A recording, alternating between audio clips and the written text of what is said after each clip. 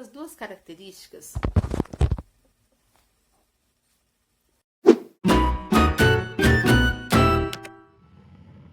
Bem-vindos todos os apaixonados por literatura. Hoje eu estou aqui para falar sobre a segunda geração do romantismo e explicar por que esse período ficou conhecido como mal do século. Após a primeira geração indianista do romantismo, surge um conjunto de características na segunda metade do século XIX e compete mais ou menos o período entre 1853 e 1869. Essa geração também ficou conhecida como ultrarromantismo, e assim que nós virmos as características, vocês com certeza vão entender esse nome. Vocês sabem que a produção literária no Brasil no século XIX ainda é um respingo de tudo que acontecia em Portugal. Como colônia, os estudantes brasileiros iam estudar, na verdade, principalmente na Universidade de Coimbra, e bebiam dessa fonte europeia. Quando eles voltavam para suas casas aqui no Brasil, eles traziam todas essas características, todas essas tendências que permeavam ali pela Europa do século XIX. O ultrarromantismo é conhecido assim porque traz alguns sentimentos como o tédio, a tristeza, a melancolia, a depressão e o subjetivismo. O que é o subjetivismo? É a capacidade que cada ser tem de enxergar as coisas de acordo com o seu ponto de vista, de acordo com o seu contexto, com a sua realidade. O nome mais conhecido do ultrarromantismo português é Camilo Castelo Branco. Ele escreveu os livros Amor de Salvação e Amor de Perdição.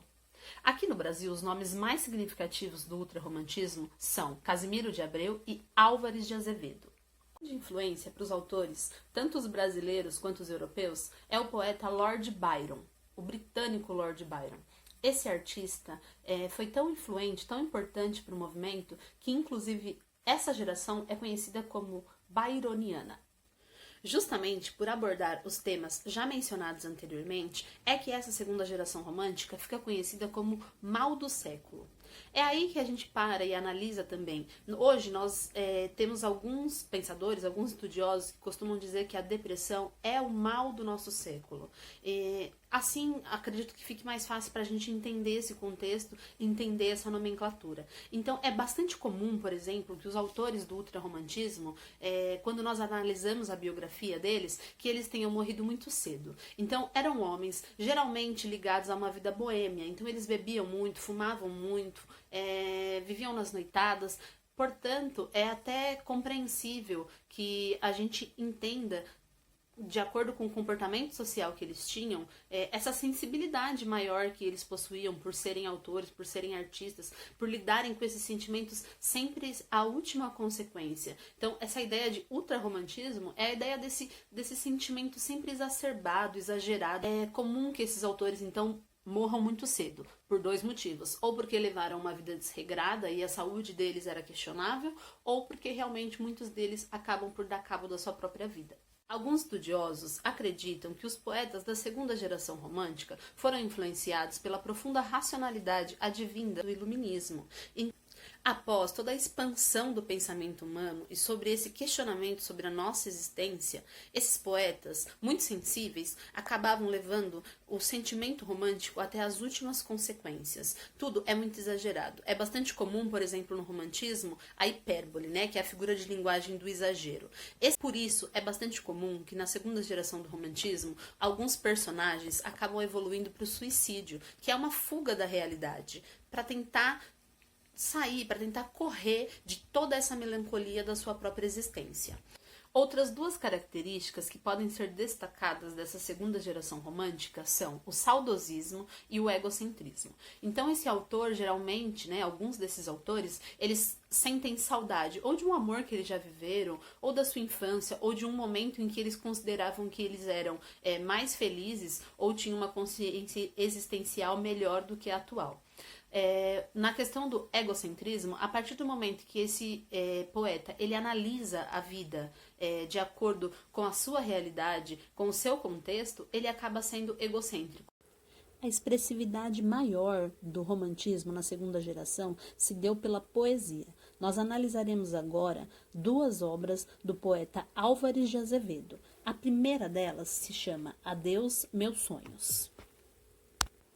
Adeus, meus sonhos. Eu pranteio e morro, não levo da existência uma saudade. E tanta vida que meu peito enchia, morreu na minha triste mocidade. Misérrimo, votei meus pobres dias, a sina doida de um amor sem fruto. E minha alma na treva agora dorme, como um olhar que a morte envolve em luto. Que me resta, meu Deus? Morra comigo, a estrela de meus cândidos amores. Já não vejo no meu peito morto um punhado sequer de murchas flores. Nós podemos observar, portanto, nesta poesia, a presença de vários dos sentimentos característicos da segunda geração romântica, como o pessimismo, a tristeza, o gosto pela morte, pois o eu lírico, na certeza de seu amor ser infrutífero, acaba por esperar somente a morte. A segunda poesia é um soneto, esta forma fixa que possui 14 versos, sendo 2 quartetos e 2 tercetos.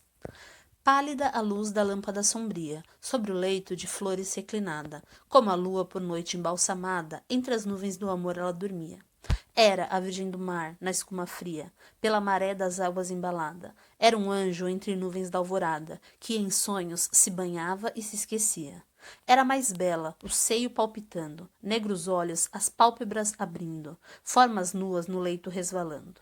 Não te rias de mim, meu anjo lindo, por ti as noites eu velei chorando, por ti, nos sonhos, morrerei sorrindo. Observa-se, portanto, nesta segunda poesia, uma mudança de temática, pois o autor já não fala de sua existência, e sim se refere a uma mulher amada. Ainda assim, as principais características da segunda geração romântica estão presentes, que são o pessimismo e o gosto pela morte presente no último verso. É possível observar também a presença de uma certa sensualidade, que é outra característica também importante da segunda geração romântica. Então é isso. Essa foi a nossa aula sobre a segunda geração romântica.